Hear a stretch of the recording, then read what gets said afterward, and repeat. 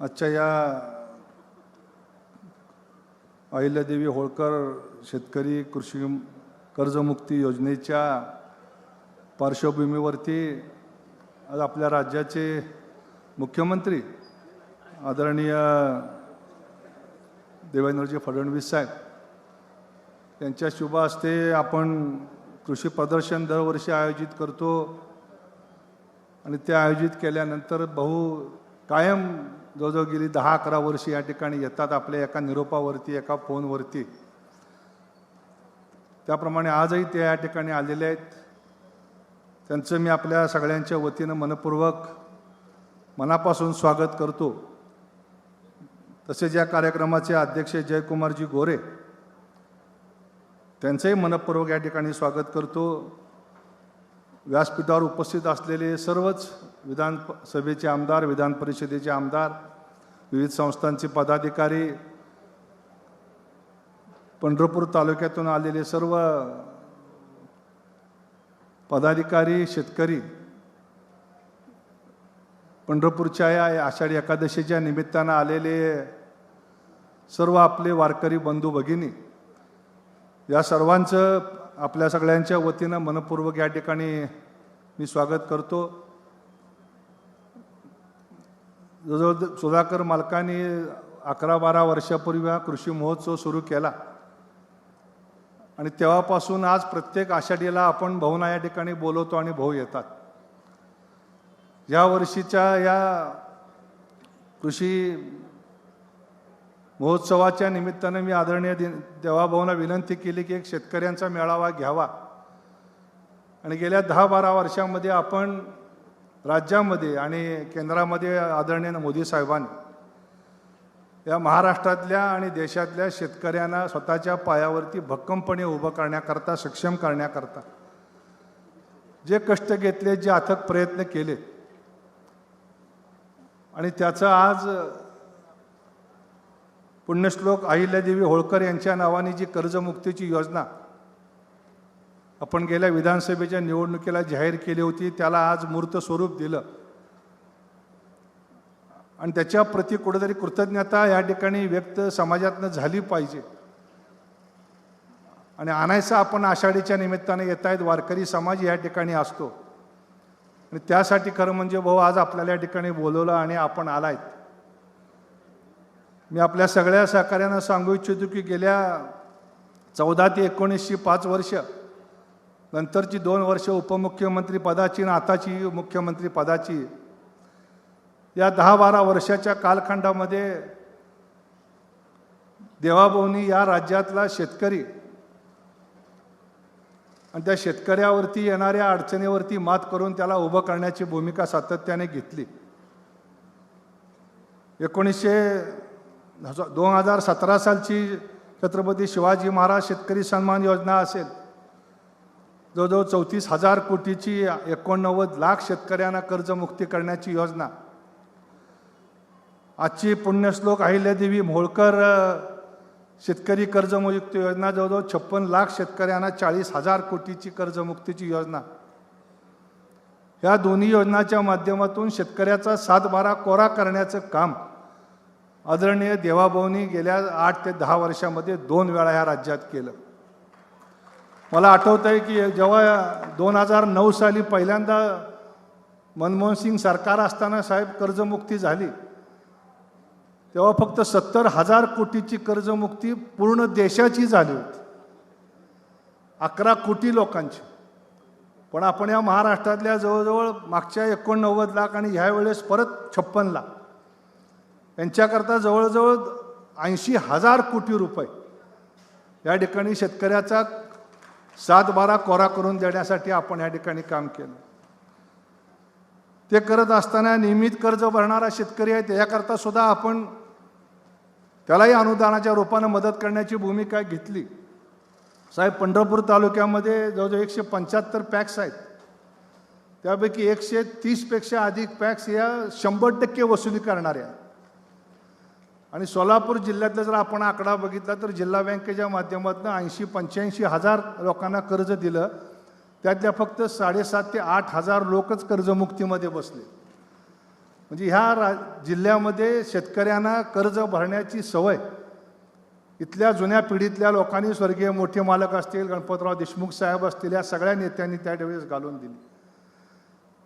आणि आज त्यामुळं सोलापूर जिल्ह्यातली जरी संख्या कमी असली तरी सुद्धा कुठंतरी या महाराष्ट्रातल्या शेतकऱ्याला सन्मानानं जगता यावं ही भूमिका घेऊन आपण काम करताय.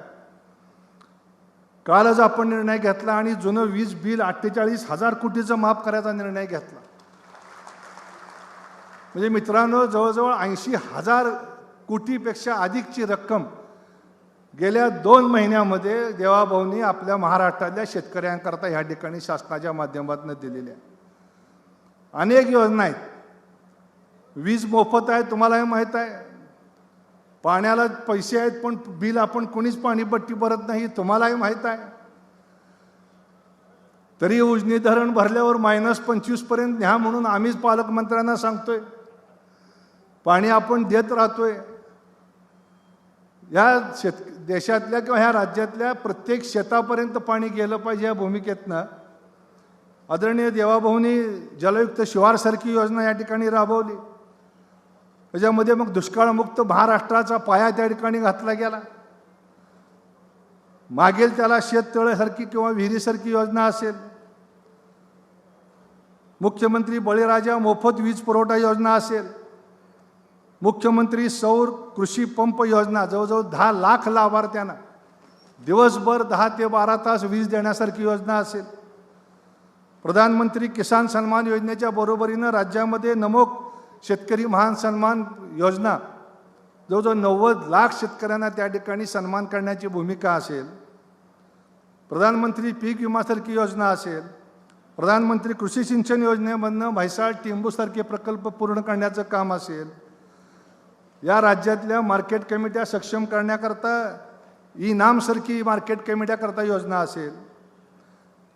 या देशातल्या विशेष करून फळ उत्पादक शेतकऱ्यांसाठी कृषीभूत पाया सुविधाच्या माध्यमातून मग गोदाम असतील, कोल्ड स्टोरेज असतील, प्रक्रिया उद्योग असतील, ग्रेडिंग आणि ह्याच्या युनिट्स असतील, त्या सगळ्यांकरता सुविधा उभा करण्यासंबंधीची भूमिका असेल. शेतीला कृषी यांत्रिकीकरणाची चालना देण्याचं काम करण्याची भूमिका असेल. दुष्काळग्रस्त शेतकऱ्यांसाठी किंवा अतिवृष्टी झाली त्यांच्याकरता विशेष पॅकेजच्या माध्यमातून 10,000 कोटी रुपयाची मदत करण्याची भूमिका असेल. आत्ताच जाहीर झालेली मुख्यमंत्री बळीराजा शेतकरी पाणंद योजना असेल. भाऊसाहेब फुडकर फळबाग योजना असेल. गोपीनाथराव मुंडे शेतकरी अपघात सुरक्षा अनुग्रह योजना असेल. सेंद्रिय शेतीची शाश्वत शेती उभा करण्याची मदत करण्याची भूमिका असेल. आणि महाराष्ट्रातल्या महिलांना महिला शेतकरी सक्षमीकरण विधेयकाच्या माध्यमातून त्यांना शेतकरी म्हणून सन्मान देण्याची भूमिका असेल. अशा अनेक योजना सांगत बसलं तर अर्धा तास पुरणार नाही. अशा अनेक योजनांच्या माध्यमातून गेल्या 8, 10, 12 वर्षामध्ये देवाभाऊंनी त्यांच्या सगळ्या सहकार्याने या ठिकाणी या राज्यातल्या शेतकऱ्यांना मदत करण्याची भूमिका घेतली. त्यामुळे तुमच्या या प्रयत्नामध्ये कुठेतरी आपण सगळ्यांनी कृतज्ञ राहिलं पाहिजे. ह्याच भूमिकेतून आज आपण देवाभाऊंना या ठिकाणी बोलवलेलं आहे.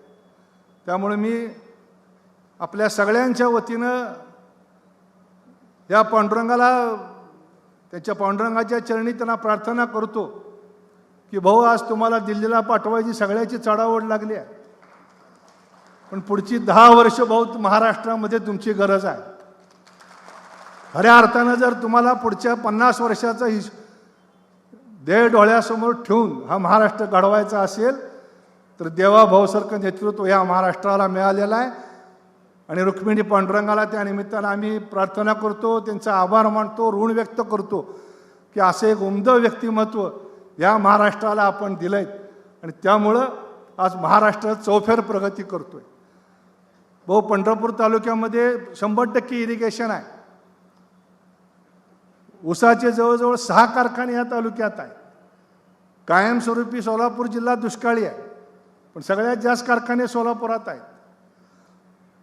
असं असताना आज मोठ्या प्रमाणामध्ये सोलापूर जिल्ह्यातली शेती भविष्यकाळामध्ये पाण्या वाचून अडचणीत येईल अशी परिस्थिती आहे. त्यामुळे भाऊ आपल्याला या निमित्ताने विनंती करणार आहे की आम्हाला भरपूर आपण दिलेला आहे. जरी आमची चेअरमन काही म्हणले असते त्याकडे दुर्लक्ष करा. भरपूर आपल्याला दिलेला आहे आणि भाऊने एकदाच सांगितले की मी मुख्यमंत्री आहे म्हणजे तुम्ही मुख्यमंत्री आहात. पण भाऊ एक विनंती करणार आहे की ही चंद्रभागा भीमा नदी आज सोलापूरला पाईपलाईननं पाणी गेल्यानंतर भविष्य काळात त्याची अवस्था वाईट होणार आहे. मी कॅनलचा दर्जा द्या न द्या हा विषय या ठिकाणी काढणार नाही, कारण कॅनलचा दर्जा आहेच, तुम्ही मागल तेव्हा पाणी सोडताच आहे. पण धरणापासून सोलापूरच्या शेवटच्या टोकापर्यंत 132 किलोमीटरच्या फ्री कॅचमेंटमधलं पाणी जे आज वाहून जात आहे ते पाणी 4 महिने बंधारे उघडे असल्यामुळं थेट कर्नाटकात निघून जात आहे. त्याच्याकरता भाऊ आपल्याला सोलापूर जिल्ह्यातल्या भीमा नदीवरती माळशिरस, माढा, मोहोळ, पंढरपूर, मंगळवेढा, दक्षिण सोलापूर या 6-7 तालुक्याचं अर्थकारण शेतीवरचं मजबूत करायचं असेल तर भाऊ या नदीवरती बॅरेजेस बांधणं ही काळाची गरज आहे. ते जर केलं तर हे 4 महिन्यात वाहून जाणारं पाणी जर आपण अडवू शकलो तर आम्हाला डिसेंबरपर्यंत उजनीतनं पाणी मागायची वेळ येणार नाही. आणि उजनीवरचा जो अतिरिक्त ताण आज पडतोय तो ताण कमी होईल. आपली स्वप्न याच्यापेक्षा मोठी आहेत. आपण घाटमाथ्याच्या पलीकडे पडणारे पाणी अलीकडे आणण्याची आपली योजना आहे. आपण कोल्हापूर, सांगली भागामध्ये पडणारं अतिरिक्त पाणी इथं आणण्याची योजना आहे. निश्चितपणे ते पुढे जातील, परंतु या नदीच्या बंधाऱ्यावरती बॅरेजेस बांधून इथल्या लोकांना एक आधार द्यावा अशा पद्धतीची एक विनंती या निमित्तानं करतो. भाऊ या ठिकाणी पंढरपूर लोणंदचा आपण घोषणा केली, त्याची तरतूद पण केली. पंढरपूरमध्ये आपण कॉरिडॉर करताय, जवळजवळ 4,000 कोटी रुपयाचा एक भव्य आराखडा आपण तयार करताय. आमच्या सगळ्याचा त्याला पाठिंबा आहे, कोणाचाही विरोध नाही, नागरिकांचा सुद्धा पाठिंबा आहे. आपल्याशी त्यांना संवाद साधायची इच्छा आहे. पालकमंत्र्यांनाही ते भेटलेत, आपण त्यांच्याशी संवाद साधावा. या तीर्थक्षेत्राला आपण देशाच्या नाही जगाच्या पातळीवर नेण्याचा प्रयत्न करताय.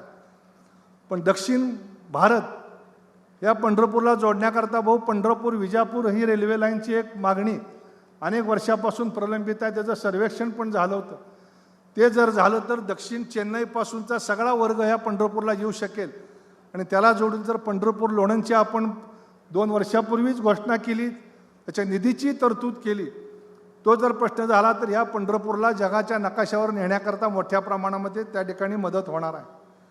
भाऊ फार काही मी मागण्या करणार नाही. म्हैसाळच्या योजनेचं पाणी आहे, ते पाणी शेवटच्या भागापर्यंत मिळावं अशी शेतकऱ्यांची खूप दिवसापासूनची इच्छा होती. पंतप्रधान सिंचाई योजनेतनं आपण मदत करून ती योजना पूर्ण केली. परंतु टेलचा भाग असल्यामुळं मंगळवेढा, सांगोला या भागाला पाण्याची अडचण होते. त्याच्याकरताही आपण आणि जयाभाऊनी लक्ष घालावं अशी या निमित्तानं मागणी करतो. शेतकऱ्यांना वीज कनेक्शन बाबतीतही आपण आग्रही आहात. सोलरच्या वरती आपण खूप मोठ्या प्रमाणामध्ये प्रोग्राम घेतला आहे. त्यामुळं शेतकऱ्याला शेती करता लागणारी शाश्वत वीज, शाश्वत पाणी, शाश्वत बाजार, त्याच्याकरता लागणारे उद्योग, प्रक्रिया उद्योग, रस्ते, ह्याचं जर जाळं आपण या ठिकाणी तयार केलं तर या तालुक्यातला नाही जिल्ह्यातला शेतकरी भाऊ दुसरी कुठलीही अपेक्षा आपल्याकडनं करणार नाही. कारण दुसरे उद्योग या ठिकाणी येऊ शकतील का नाही माहीत नाही, पण शेती हा एकमेव उद्योग आहे की या जिल्ह्यामध्ये मोठं अर्थकारण शेतीतनं होतं आहे. तेव्हा ते अर्थकारण मजबूत करण्याकरता आपण या ठिकाणी प्रयत्न करावेत. इथं आमच्या चेअरमननी काय बोलले असतील त्याबद्दल मी भाऊ दिलगिरी व्यक्त करतो. कारण शेवटी तुमचं आणि माझं नातं हे घरातलं नातं आहे, राजकारणाच्या पलीकडचं नातं आहे. त्यामुळं आपल्याला ह्या ठिकाणी फक्त देवाभाऊ मोठे झालेले बघायचे आणि देवाभाऊ मोठे झाल्यानंतर हा महाराष्ट्र आणि आपण सगळेजण त्यामध्ये समाधान राहणार आहोत. आज कर्जमाफीच्या योजनेच्या निमित्तानं शेतकऱ्यांना ह्या ठिकाणी सर्टिफिकेट वाटप करायचं होतं. ही विनंती केल्यानंतर देवाभाऊनी 2 दिवसात अधिकाऱ्यांना आदेश दिले आणि ते सहकार कमिशनर, त्यांचे सगळे खात्याचे अधिकारी आहेत, 3-4 दिवस त्यांनी कुठलीही विश्रांती न घेता युद्ध पातळीवरती त्या ठिकाणी त्या शेतकऱ्यांना त्याची याद्या अंतिम केल्या. शेतकऱ्यांना ज्या ठिकाणी आपण सर्टिफिकेट पण देणार आहोत, असे अनेक चांगले उपक्रम या ठिकाणी सरकारच्या माध्यमातून होत असताना कुठेतरी शासनाचं ऋण व्यक्त केलं पाहिजे, ते आपल्या सगळ्याचं कर्तव्य आहे. आणि त्याकरता आपण या ठिकाणी साहेबांना बोलवलं आहे.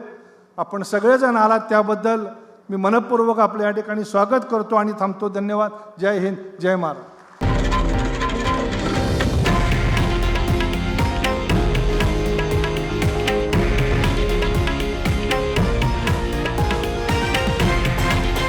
हे आहे देशातील नंबर 1 न्यूज नेटवर्क आणि आपण पाहत आहात TV9 मराठी, एकमेव.